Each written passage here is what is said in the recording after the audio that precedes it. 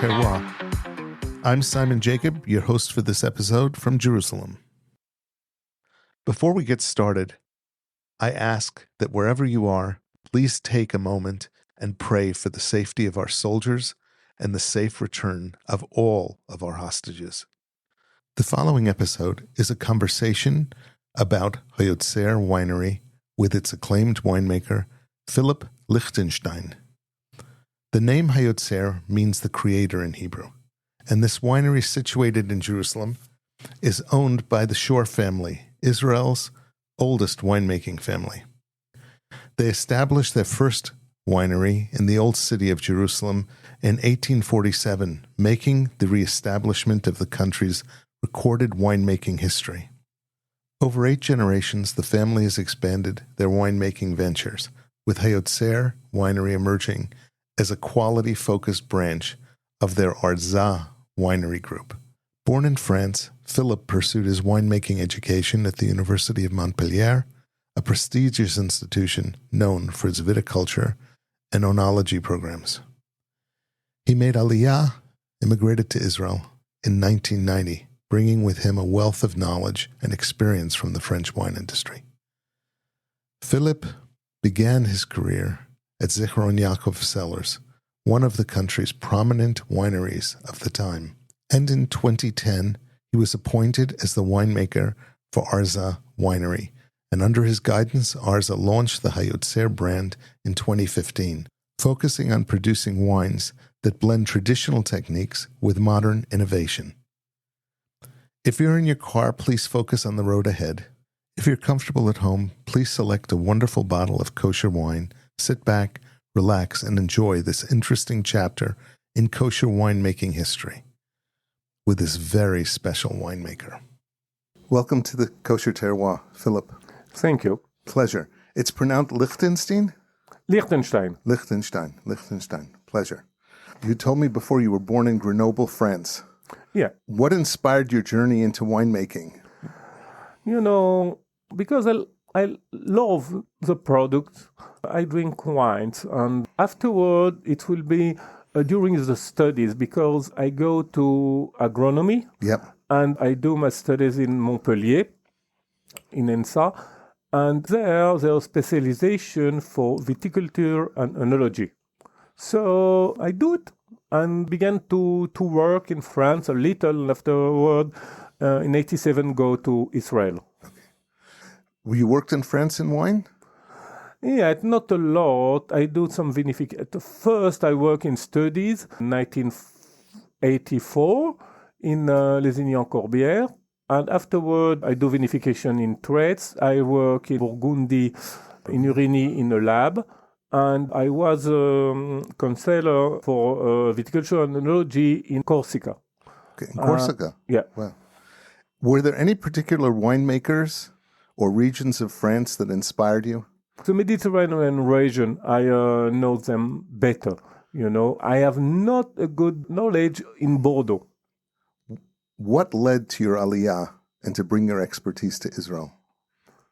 Oh, what leading? I don't do aliyah for wine. I only look for a job in Israel in my specialization because it's better for me. So I go to all the winery. I think I was in Carmel in 85. And in 87, after they say they don't need me, in 87 they call me because they need someone to quality control. Yep. They are doing renewing in the winery, and they need someone to quality control. Quality control is not so interesting me, but it was a job in wine. So I begin in quality control. Afterward, after 2 years, they ask me if I want to go to Zichron Yaakov to be a second winemaker.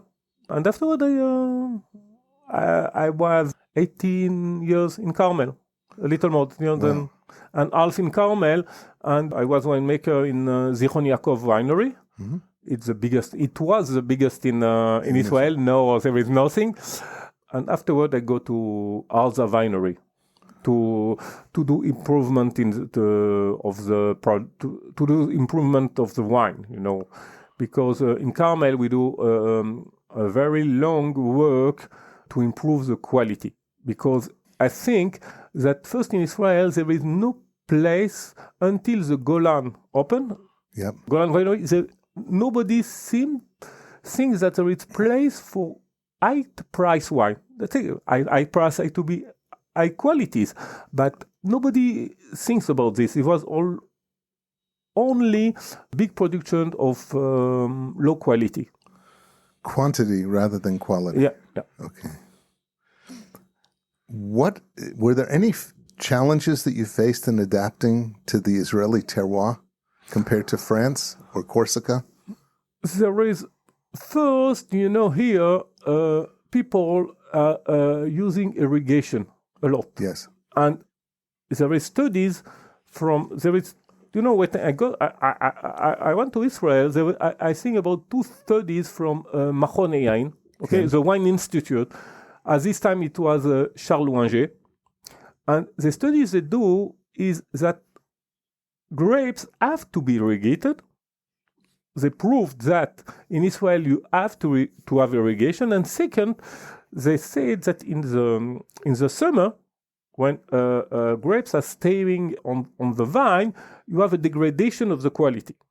So people are doing with a lot of irrigation to have big quantity and not to going in a long maturation. In this way, you are going to big quantities and low quality. Yes. But it takes a time, first you have to control the irrigation. Until now, I have a discussion with the guy about the water. As you know, this year we work in Mitzperamon. Okay. And I don't know the vineyard, so you have to work with the farmer, and he knows. But I think that in any way, the idea that if you are cutting the water too much, you have bad result is not right, and people are always putting too much water. I have a lot of discussion with the farmer how to work with less water. We have a Malbec in Ramat Sirin. Ramat Sirin is near Kfar Tavor. Okay, and in this place, in the vineyard, you have the point the water is coming inside, and near this pond, you have a problem because there is not a good perhaps not a good distribution, but the water perhaps is going down in some place. So to have the same quantity of water disponible to the vines, you have to do differential irrigation. And when the guy go to check, he says this pond that there is a loss of water in this pond and is near the valve, so he opens the valve automatically. And the second part of the vineyard, is too much irrigated. Yeah. And people are not controlling, and they have not the ideas that you have to control very precisely your irrigation in order to have good maturation. Because when the vines is too much irrigated, you are the too much vegetative expression, and the maturation go to be late. And in Israel, it's a problem because you have very high temperature, and so you have a degradation of the quality. Our problem, it's depends when in the beginning of the season you can put more water because you have to have a vegetative expression because you have to have leaves to have photosynthesis. Yeah. In the second side, in the maturation stage, when you are in the steps of maturation, you have to control the water because in a hormonal, in like Earth, what I learned in Montpellier, in vegetal physiology, that you can see as a balance, and the maturation, there are some inputs that are going to vegetative expression, and some inputs are going to maturation. Maturation, I have a big discussion with one of the farmers. What maturation? Mm-hmm. It says that the vine had to be positive, green. Yes. Positive is green, Yes. The farmer is very happy when he's going in his file and see all is green. Okay. But I say that maturation is expression of death, because what is going in the vine, in the tree, is giving fruit, because to give his descendants in English, his descendants, because they are going if the tree is thinking that is going to death to die, and so he go to do maturation in order to have fruits, and the vegetative expression is that and water and ammonia. Okay, well, water as ammonia is going. The tree have a very good vegetative expression, and if you are cutting and water and all other elements, other mineral elements are good for maturation, to have maturation. So if you have too much vegetative expression, and so you will have a bad maturation. And we want a good maturation, and they say not a rapid maturation, but in Israel, in our very hot condition, to have too long maturation, perhaps for Cabernet is good, but for other varieties is not so nice. Okay. First of all, I want to say thank you for wrestling with the English for me. Oh, thank you very much. No, you're doing a great job. Even complicated concepts, you're expressing yourself very well. Your English is much better than you say. Thank you. I'm just telling you. So I want you to know that. We've been discussing the terroir of Israel and how it impacts the varietals that you grow. So you said for Cabernet, it can handle the longer maturation. Mm-hmm. What other varietals do you deal with? Okay, the Hayotzer, our policy was to try to go with Mediterranean varieties, because we are in Mediterranean terroir here in Israel. So there is an opposite, Why in Burgundy they are working with Pinot Noir? Because Pinot Noir have maturation, rapid maturation.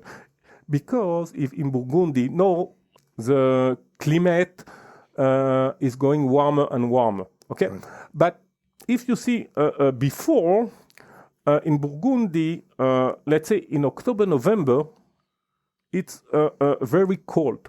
Okay, so they have to have grapes that maturated early. Mm-hmm. So Pinot Noir is early. They don't. This is the reason, The reason that the Mediterranean varieties are in the Mediterranean area, it's more difficult to understand, because mostly it's giving good quality and and big quantity in this area. Okay? And we try to work with Grenache, Syrah, Mourvèdre. This is difficult varieties because there is a good expression to giving fruit. So say you have big quantity, and you have, let's say in Mourvèdre, very difficult variety, very, very problematic. Sometimes it's not maturing well. We don't know why. In 14, we don't do Mourvèdre because it was absolute fiasco. Right. We wait and have nothing. But Mourvèdre in any way is giving a lot of fruit, very good grapes. It's difficult to close the water for the Mourvèdre because all the leaves are going down. It's very sensitive for dryness, okay, and very difficult to do hunting. You have the problem with the rootstock. Yes. And so you have to Mourvèdre, you have to give it, let's say, with sufficient water. Okay, as to control it, you have to cut to have less fruit. Okay? And there is two possibilities. In Netofar, Netofar, sure. Netofar, they hunt it very, very strongly. They let 5 eyes in each. I don't remember, so in each vine, I think, and they have less quantity with big grapes. What we do is different. We are cutting with 1 eye in each one, and afterward take all the second grapes. In each bud, in each bud you have it growing. You have about 2 grapes. In Petit Verdot, sometimes you have 4. It's different for the variety, but clusters. Yeah. Okay, so we take all the second one. Yeah. Okay, and so we had grapes because if you are going with less grapes, you have big grapes. Okay, yes. The vine is always doing compensation. Okay. When they do in Bignamina, when I was in Carmel, they do a test in Petit Verdot. Okay, there are 4 grapes in each bud, and they say too much. So they cut 2. There's 4 clusters. Four clusters in each bud that grows. In buds grow, there are 4 clusters. So they cut 2, and they see that the 2 left grow like another one. There is always compensation.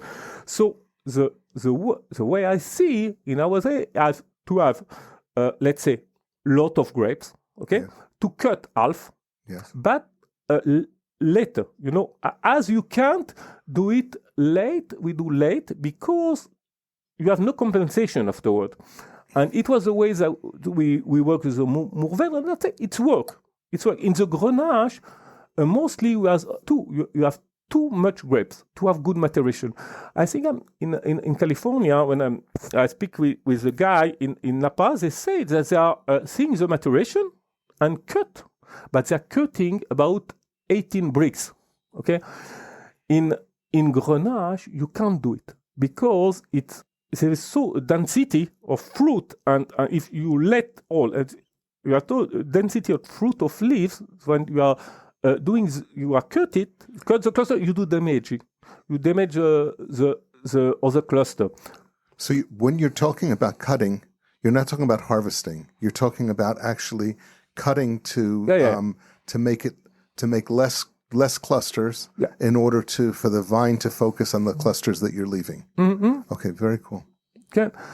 This because Mediterranean variety, I'm not speaking of Syrah. Syrah, we are only taking shoots in green, but not taking down clusters. Because Syrah, you have about 1.2. So there's no problem. But in Grenache and in Mourvèdre, we have to take out clusters. This is a problem of Mediterranean grapes. Mediterranean grapes, if they have water and sun, they are doing big quantities. So you have to refrain it. And this is a problem with Mediterranean grapes, but it's doing other wine. It's not a strong colored Cabernet, but it's more elegant, smoothie wine, more good for more food wine for every meat. It's something different. But in the Israeli market, the problem is that people know Cabernet, no Cab. And they want Cab. But I've noticed that the market is changing. People are getting used to, especially in a hot summer, drinking a heavy Cab is not nearly as much fun or as nice as drinking one of the lighter wines. Mm-hmm. And it's like a Mourvèdre.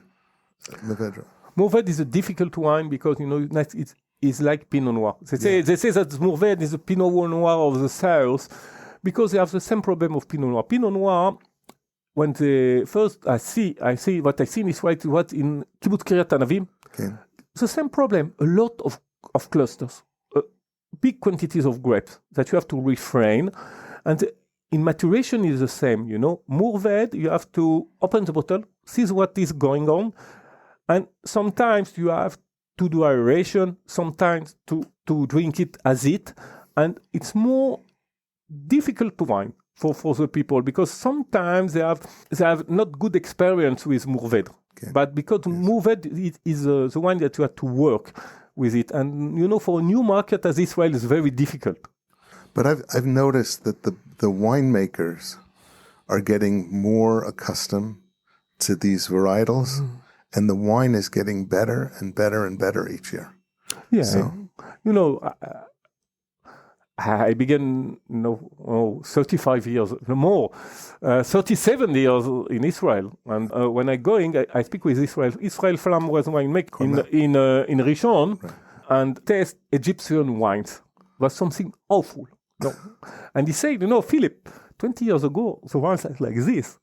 So we are always improving, and I say that from now, we always will improve the quality of the wine, because there is a great potential in Israel.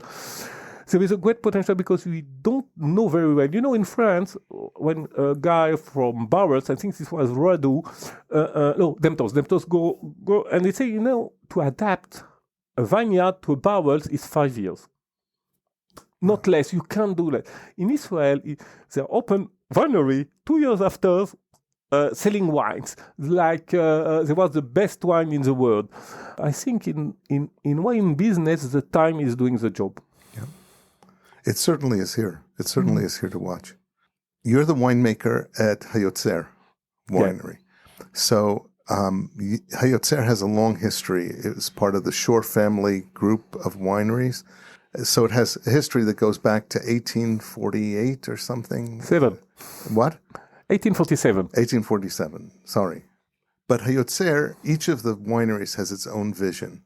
Can you share the vision for Hayotzer? What's the vision that you're trying to set it apart from all the other wineries in Israel? Okay, the different vision from Hayotzer, it was to work with not be a cab winery. Yes. We do cab too, but it was not our first vision. Second, perhaps going against the stream. And if you see 30 years before, or 30 years before in Bordeaux, the wine has 12.5, 13. No, yeah. It's 13.5 and more. Alcohol because it's a trend. The trend is not to have more alcohol, because in France they are looking for varieties, to develop varieties that giving the same maturation with less alcohol. Because alcohol, they are doing desalcoholization of the wine, because alcohol is a problem. But what you have to have is maturation. So they are going. It was the Pinot way of thinking of the wine. It's 2 weeks more in maturation, to have more maturation. The aim is to have maturation, to have more tannin, more taste, more color, more flavor in the wine. A wine will be strong, not because you have alcohol, but because the going later in maturation is giving automatically more alcohol. I think that in first we take against the stream and doing cab, let's say about 30.5, and don't waiting the 2 weeks more. When I'm working mostly in Dijon area, in our best quality Merlot and Cabas in Dijon area, and always don't go to 25, 26. Sometimes we are harvesting in 25, because when between the time I decide that we harvest and we have to have a machine free, and we have condition, and sometimes it's taking time, so you have a delay. You have always to decide before when to think about. We are not a big winery, and we are working in a lot of area, so we are not controlling in any way. We have always the little one in each area. We have the little one who is working. So to have a machine, an harvesting machine, I have to command it before. Okay, and so we have always to do good planification. Sometimes we are changing. Okay, but and in our planification, we're thinking that, let's say, 24, 25. We're talking about bricks, right? Yeah, 20, always. You know, the sugar, the consumption of sugar is the parameter we have the biggest relation with the quality in any way. Yep. In what you do, what all the checks they do, always the bricks have correlation with quality until you are going to, after 25 bricks is different, but you are doing jam. But always, if you are seeking, there is a very big correlation between sugar and quality in the same vineyard. So we are always working not to go to very late maturation. Okay, and you have more fresh wine, more, I say, drinkable wine. Okay, because it's less concentrated. I know that people in Israel like concentrated wine because they are feeling that they're paying for something, They, but, we are little against the stream, not a lot, because you can be a lot against the mainstream and living. You have to sell. You still have to sell wine. Yeah. About selling, we do a very, very good white wine, 2 years in barrels, like in Burgundy. Mm-hmm. Otter white. We do it with Viognier and Roussanne. And we go to Isha Navim, in Tel Aviv. Yeah. And we do tasting. And everybody thinks fantastic wine. Something special, okay? Mm-hmm. People don't take the first bottle from the shelf, okay? Never. Because it's high pricing, and it's wine, and something different, and we don't sell one bottle. We don't know lot quantity. We have some barrels, so... And it's until 2019, until now, it's very good wine. But, you have to sell it in... Nobody tastes the wine. Let's say, not in degustation, professional degustation, where everybody giving good notes, okay? But, in the public, they don't test, nobody tests the wine, so you don't sell anything. Right. Never. Different things, something different. High-price wines in restaurant, the restaurant I taking 3 times the price, Mm-hmm. So it's so expensive, so it's very difficult, to in very high price wines without a good name, very good name. Yeah. It's difficult to be drunk, It's white lands, very very chalky. Yeah. And in Ruggieri, I think only. And we have the same problem in Barbera. The problem to have good Barbera is to control the quantity of the grapes, because Barbera is giving very, very big clusters sometimes. So the same problem of control the water in the growing and cut grapes if you have. When do you, in order to optimize that, when do you actually go through and cut out some of the clusters? When is the best time to do that? We are doing this because you have problem with workers. When in the Grenache, in the Mourvèdre, because in the Grenache you have to do it, it's about like a big green pea. We cut it because afterward, what is going to maturation, if you are cut Grenache, you are damaging the other clusters. And we do the Mourvèdre at the same time. The Mourvèdre can be done afterwards, but you have sometimes problem of workers. In Barbera is the same, we are cutting in green.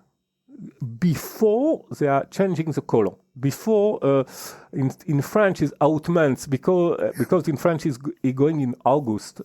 When the tree is going from vegetative to maturation, the step of vegetating, growing, and going to the step of maturation. You have three parameters that you can see. First is going to be woody. The bud. It's green, going to be woody. Second, you have the apex, the growing part of the grapes is going down. It's drying and going down. In Israel, if you see, you have a lot of vineyard. They are using the grape and the grapes changing color. In white is more difficult to see, but in red it's very easy to see. This is a Swiss thing. Changing of color. Changing the bud is going to be woody and the apex is falling down, And in Israel, you are going in a lot of vineyard. They are changing color, but the apex is continuing growing. So this is not good for maturation. As for low quality, it's okay. For high quality, you have always think of the kot smicha in Hebrew. The apex if it's working a lot, drying. This is because hormona all the answer are like in the human body. You have hormones in the grapes, and the grapes, the tree is receiving signal, and afterward is working with them. And if there is a signal that is the time to continue to grow, they continue to grow, and is not good for the maturation. I get it. Wow. Mm-hmm. It's really such a balance Yeah. It's such a balance between. In 24, we have a problem because in the night, the temperature is not going down sufficiently, because most of the production of the, let's say, quality products, quality components in the vine is at night. At night, and it's better with low temperature. It's why in Israel we are going up, to let's say Galil Golan, or higher, higher. No, it's perfect. And or going to the desert, to have, because in its Paramount you have low temperature at night, and this is a way to have good maturation. But these years in the south, mostly in the north, in Galil, you have the Cabernet have good maturation, but in the south, in Lachish, in Mitzperamon, not only in our vineyard, the maturation was not so good. And we will see afterwards with the wine. In wine you have surprise, because in 83 in Macon region in Burgundy, they do white wine for mostly Chardonnay, and they see the wine and they say, we have to, this will not be a good wine. We have to sell it and they sell it in low price to England. Okay. Afterwards they say, what a pity, because it's the wine in bottle was developing very well, and there are people are looking for 83. So you never know in this business. Sometimes you see that you don't want to keep the wine, and you have to see the maturation of the wine in the cellar. But it seems to be that in the south, most in Cab, that 24 will not be so good here. So I was told by many winemakers that this year the quantities are much lower. The yield is much lower. Okay, you can't have big quality with big yield. But low yield is not evidently good quality. Sometimes you have bad yield, low yield, and low quality. All can be, they are in Cab, in the south, they are very, very low yield. Yep. But I think, what I see, we will see afterward, but I see the grape and the wines until now, it seems to be low quality too. Okay. Unfortunate. Yep. This is a hard year for everybody. This has become a very hard year for everybody. In the north, we have a problem that in English, I think that is you have two type of mildew. I think it's downy mildew. You have powdery mildew and downy mildew. Is plasmopropre viticola. I think that it's downy mildew in English, but I'm not sure. And they do damage, a lot of damage. And the people in the north, because of the war, can't go in the as they want to the vineyard to trade them, and there is a lot of loss of quantity. Yeah.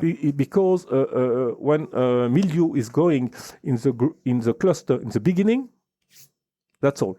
I go, it's Carignan, but I go in a vineyard, and I tell to the grower, see these rows, see if the clusters you have, the grapes you have here, is paying the machine, and I think about it was 10% of the rows they don't harvest them, because they're not the price of the grapes are not paying the price of the harvesting machine. The harvesting machine.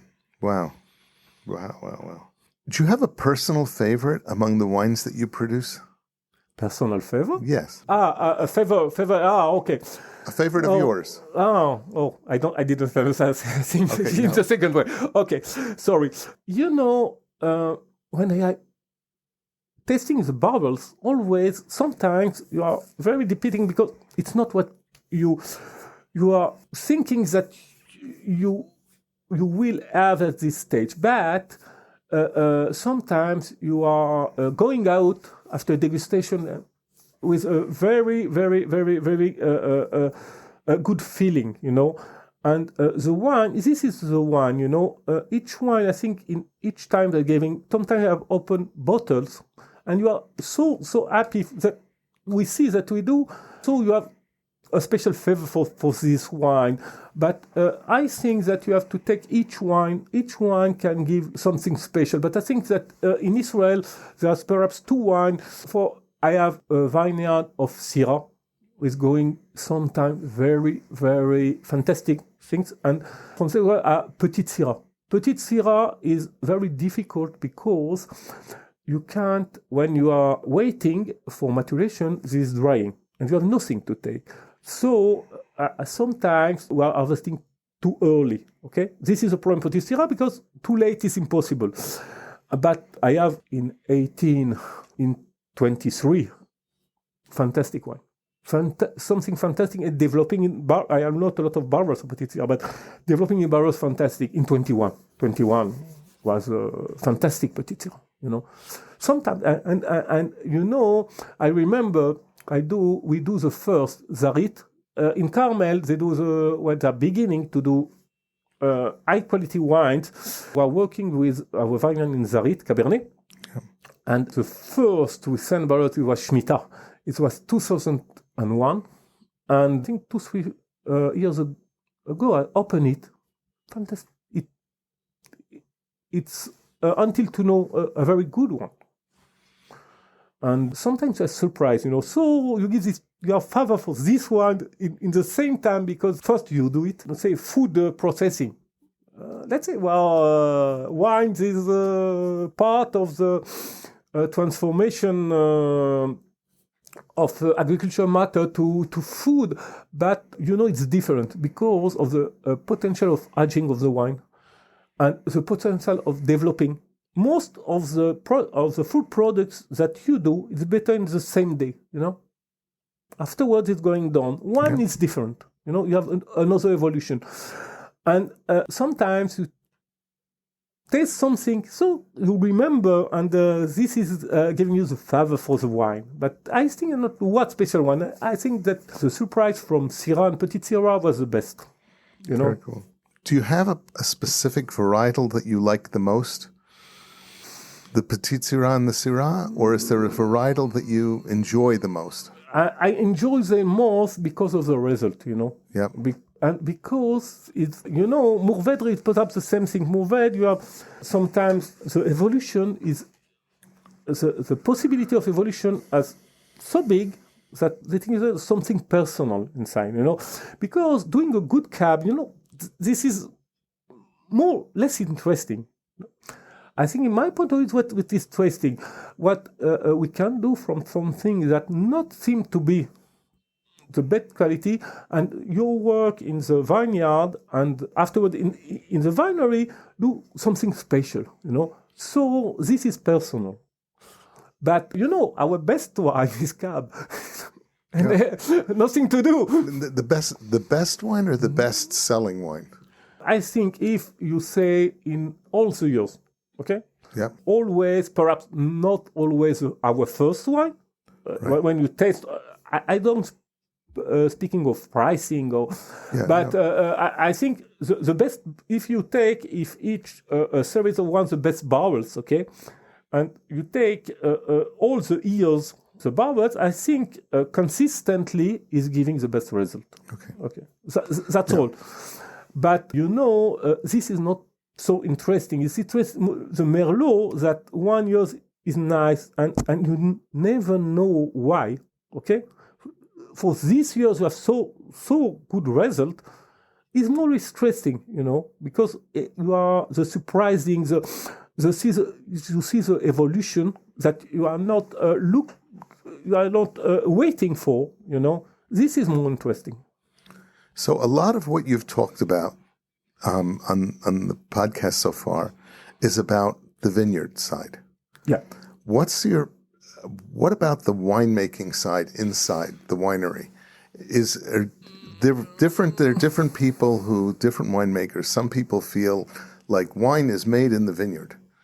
And some people say, no, wine is made in the winery. most of the people think that 80% of the quality of the wine is in vineyard. Why? Because this is a basis, Yeah.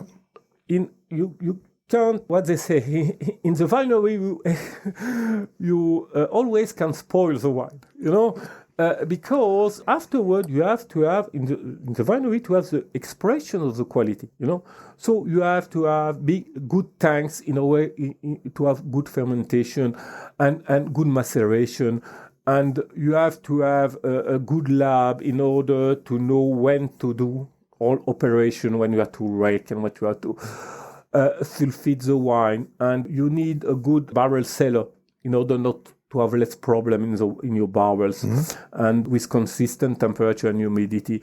You have to have good material to operate the wine. Afterward, you can choose the techniques, With some grapes doing long maturation, short maturation, this is different. This is a decision, okay? So perhaps in your decision in the winery, you have the expression of the quality in the vineyard, You have to express it. But with bad grapes, you never do something special. Perhaps a very nice wine, is more easier in a white wine and in rosé, to take, let's say, grapes. No, so quality and to have a very, very nice and sometimes a smoothie white or rosé. Because you do the works mostly during the fermentation. Afterward, doing the maturation on lees, can have a very, very nice product. But high quality with possibility of long aging, you have to have very good quality grapes in any way. Just a couple more questions. Your approach in crafting wine and when you're making wine, there's a traditionalist approach, which is like French, and there's a little bit more of a modern approach. There was a traditional approach because I have a traditional approach because I learned in France, right. and what I work, it's very old wineries as I work, so it was traditional products and nothing special. But in the market, in Bordeaux too, they ask to have chips. They can put chips in. Yeah. I say no, then they can't. Because you have to go with the market. And Bordeaux in 24 is not Bordeaux 40 years ago. Because the traditional is changing. Because when they do the taste, and the Californian wines was with better notes than the French wine. So they have to do adaptation, right. Always. But I think that we are I have more traditional approach of the wine, more aeration during fermentation. Are you using new oak barrels? Do you use? We are working both always. When you are going to barrels and really tasting, the best barrels was barrels of second utilization, Okay. Because, fresh barrels is too much barrels in the wine. You are losing fruit, okay? So what we are doing a mixing, We are working with barrels, like I think all the winery, if you are speaking of 2 years barrels is doing 3 cycles with 6 years. Yeah. And afterwards go out. Perhaps we are taking from to sweet wine or for something special, old barrels, but it's about 3 cycles in one barrel about. Best quality is half new barrels, mostly French. But when we are going with, in the idea of the Lyrica Mediterranean series, what to going is only 10 months of barrels with only so new, only American, in order to give to the people a taste of wood, because in quality one, they want it, okay? Yeah. But not too much. Yeah. Afterward, because the selling are not going well, so we are going to 2 years in barrels, because the wine stay until it was good, okay? But I think that in the Mediterranean wines, you have not to have too much wood, because you will have a woody wine. One of the criticism about the first high-quality wine in Israel, of the boutique, the first boutique was barrel wines. You are drinking wood only. Yeah. Oaky, too oaky. Too oaky. So, and I have a discussion with one of the owner without names that he want to work. It was 20 years ago, something like this. And he wants to put 100% of new barrels. The year after, what we are doing, we're taking all the barrels out, 2 years after. Yep. Thinking, what you are doing? And I tell him that your wines are not to be priced as only new barrels, because new barrels is a factor of price. You are new barrels. Let's say you are paying about in this time. It's what good barrels is about 700 euro about. So you have 3,000 shekels. So you have more than 10 shekels per bottle only in barrels. Only the price. And so I say you are not fair with your customer, because we are giving a so high price wine, so high price because of the barrels, and so your wines is not so high quality. I think that there is very fancy. People in Israel are pricing a wine how much time in barrels. First, if you see, people are writing the time in barrels, but not in what barrels they put. Yeah. Can put all barrels. It's let's say we are buying 400 shekel wine. Yeah.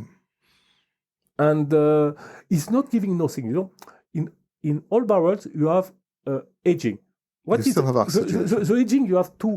The aging in barrels you have, let's say, two phases. The first is the wood. Okay, the barrels are giving wood. All barrels not giving wood. The second is a very, very slow aeration to have a very slow oxidation of the wine. Right. And this is giving the maturation. So if you have in all barrels, you have only this phase of the maturation, and you are not the wood. The wood is in aroma and in tannin that you have in the mouth. And you see, I test not a long time the same wines in new old barrels. It's very, very different. Yeah. And they are not waiting. I don't see a lot of winery. They say this time in new French barrels. Right.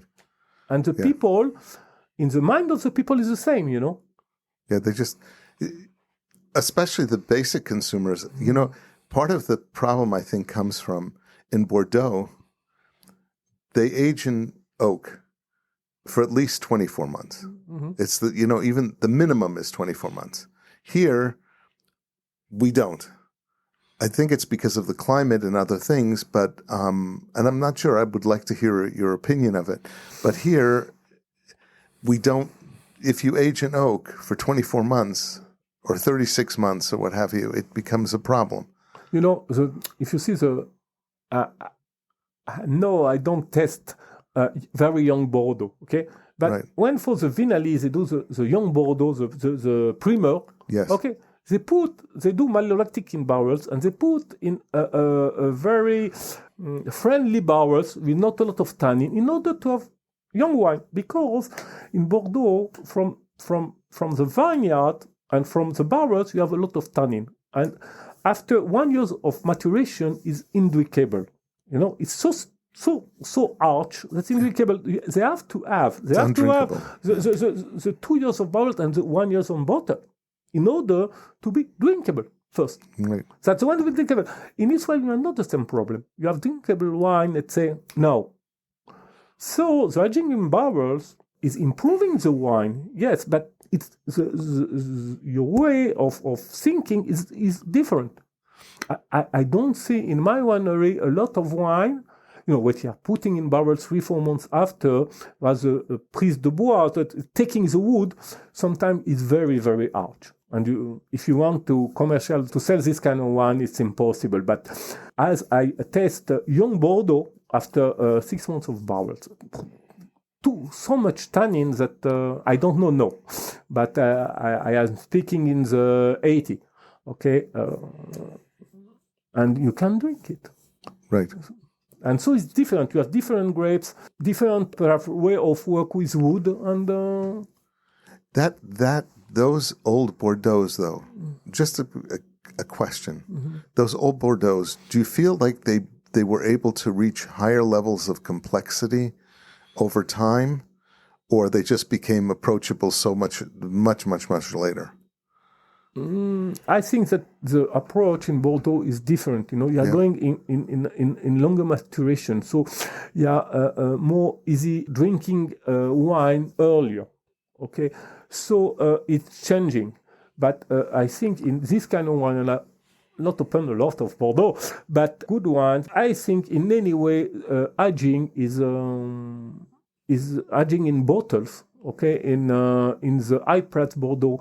Is you are not a lot of cashier, and is always give you good feeling, good product. Is doing good for the wine. Okay. Israelian wine is different because you have a lot of experience. There is not a lot of wineries that are keeping wines in vinothèque a long time, and lot of people test them, it's mostly for the winery to see what is going in the long aging.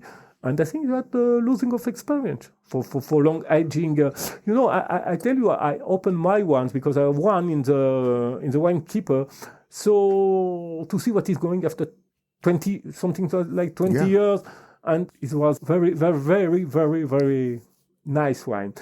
And people mostly are drinking it the same day. This is the first. Yeah. But let's say if you're keeping wine 5 years, I don't see, you have to have big possibilities. It's not for all them. If from some special people that can have so big wine cellar in our house, but I don't think that the way of mine, in my opinion, I have to see that people drink my bottles mostly, say, 1 year after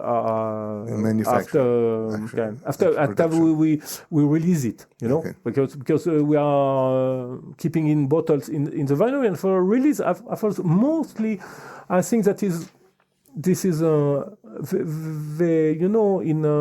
in studies they say that 80% of the guys in the same day or tomorrow they say the wine will be open. And this have to be, the best quality have to be on the table, to say, to produce a wine. And you say, if you keep with my father-in-law, okay, I have a friend that selling wine in France, in Strasbourg. And there was a Bordeaux, I don't remember the name. There's a problem. The people are giving to the seller back. Okay, so we test the wine. It was very reduced, very. And we put it in carafe, okay? And I taste it each day, okay? After a week, very nice wine. And the owner said, what I can do with the bottle? No, you can't. I think you can't see to your customer. You have to pull it in the carafe, and after a week, he was okay. Send it back. The wine has to be as the best quality in the table. It's very, very difficult. Sometimes winemakers want that in the feeling the wine will be the better. You have to think always there's a little What's it time. at the table? So, and you don't know when, in rosé wine, sometimes you have is in your storage. Okay, good storage, and it's only going to the market 1 year after, and it's not the same one in rosé. Rosé is not. Grenache is good, but Honoré Balzac say that only Tavel can be aging in rosé because it's only Grenache. Okay. That the guy says in Côte de Provence says that only Mourvèdre, because Mourvèdre is not changing. Right. So, but aging rosé is never a good idea. Never, because it's going. The pont is going oxidated, and you have not to wait. Rosé is very fresh, and you have to be, because when you do rosé, you never know when it's be sold. It's too much reduced, and there is a big problem in rosé in the 80s. In Haute, it was the best selling in restaurant, that they are reduced because they are so afraid of oxidation that they are putting reduced wine on the table in the restaurant. And reduction, it's in France, they do studies in testing what is the biggest problem in the wines. And why? And they test wines and they test and check wines that people are giving back to the sales. And they say the biggest problem is reduction, more than oxidation. Yeah. More than oxidation, because reduction is very bad smells. And they don't put the wine in mouth, And when you have this kind of wine, you have to protect it for oxidation, but not too much, This is always balance. And sometimes it's going well. Sometimes... No, that's happened to me where I've tasted a wine and I said, ooh, this is bad. Mm-hmm. And the winemaker said, no, it's actually reduction. Give it a little bit of time. Okay. And it ends up being amazing. Yeah. But you can't say to the consumer, Yes. I say for winery without name in Israel, I taste the Pinot Noir, and that so much time. It was so hard. I tell the guy, put in the bottle, lock the bottle, and it's only opening after 6 years. Because you can do this. Yeah. No, you're very pragmatic. You know the word pragmatic? Oh, pragmatic is... We try to be. No, yeah, you are. You're very pragmatic. And it's true. Everybody keeps thinking about these wines over, 20 years of this and that. It's actually, what you need to focus on is the table. When the person opens the wine, what are they going to taste? And that's the bottom line with it. Last question. When a person opens a bottle of Hayotzer, what do you want them to experience? What do you want them to get out of it? Oh, wine, it's only a pleasure, There have to be, in wine, it have to be a pleasure from the beginning, from smelling the wine. I have, color for me, it's less important because we are working with Mediterranean varieties, and Mediterranean varieties is not the deep red color. You have good color, not brown wine, but, a nice color. But color is less important, And what is important is from the first smell until the evolution and until the drinking, all the way it will be pleasure only. I think that is the aim, to do when you buy. Wine is expensive product. You are buying, say, a good wine. People are putting at least the minimum is 50 shekel. Not Coca-Cola is 7. Yeah. No, and it's twice the quantity. But in wine, people have to have the pleasure of the wine, of the degustation, and the pleasure of the pairing with the food, because it's symbiosis. You have to have more than each wine alone, and I think that's the aim. That people are very pleased that they drink my wine. That's all. Thank you. You close off every little video broadcast that you do from Hayotzer with the Hayotzer. Okay, Hayotzer. The Hayotzer. Amen. Baruch Hashem. Thank you. Thank you very much. Toda lecha. Toda. Thank you. Bye-bye. Bye.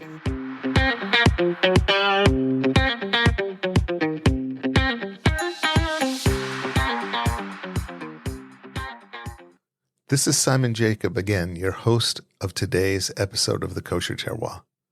I have a personal request.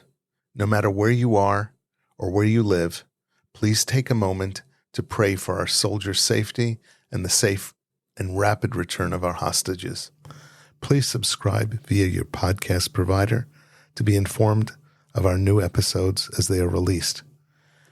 If you're new to the Kosher Terroir, please check out our many past episodes.